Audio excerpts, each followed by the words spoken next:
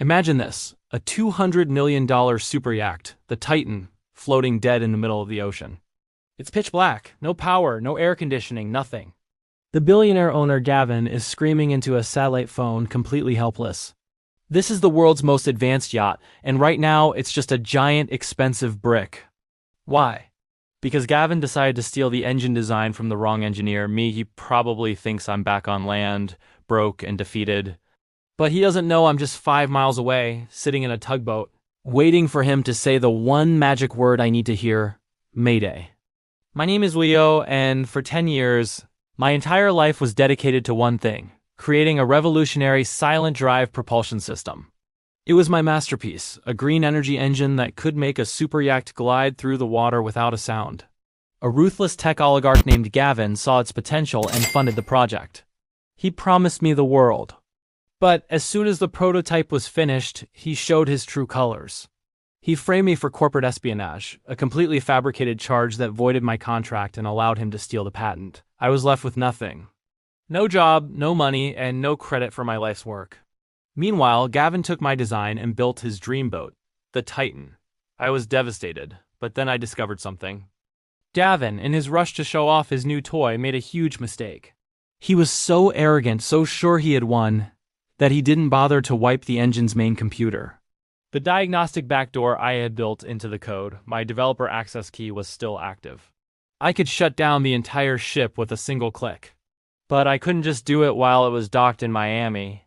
That would be too easy, and legally it wouldn't get me what I wanted. No, I had to be smarter. I needed to wait for him to sail into international waters more than 12 miles offshore.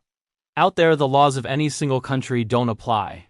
Only the ancient, powerful law of the sea governs. My chance came when Gavin decided to host a massive influencer gala on the Titan, sailing near the Bahamas. I tracked the yacht's GPS, my heart pounding with every nautical mile. I watched as the ship, a glittering palace on the water, crossed that invisible line into international territory. The moment it did, I executed the kill command. The silent engines went dead. The advanced stabilizers that kept the massive vessel steady locked up, turning the calm party into a violent, rocking nightmare. Then, total darkness as the power cut out.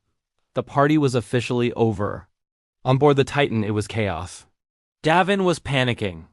The gourmet food for his VIP guests was spoiling. The influencers he was trying to impress were seasick and terrified. He tried to restart the system, but my code locked him out at every turn. He was trapped on his own floating prison. He frantically called for a tow, but they were too far from land for any standard service to reach them in time. He was running out of options. With his reputation on the line and his guests ready to mutiny, he had no choice but to do the one thing he never thought he'd have to do: issue a distress signal. And that was my cue. I had been waiting nearby in a hired tugboat listening to the radio. The moment his mayday call went out, I answered. Now this is where it gets really interesting. Under a principle of maritime law called salvage, if a captain of a vessel in peril accepts aid from another ship to save it, the rescuer is legally entitled to a reward. This isn't just a friendly thank you. It's a salvage award, and it can be up to half the value of the vessel and its cargo.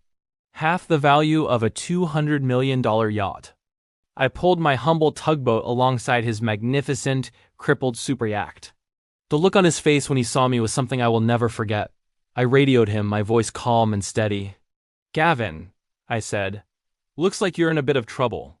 I can tow you back to port, but first you have to sign this." I held up a standard contract. The Lloyd's Open Form.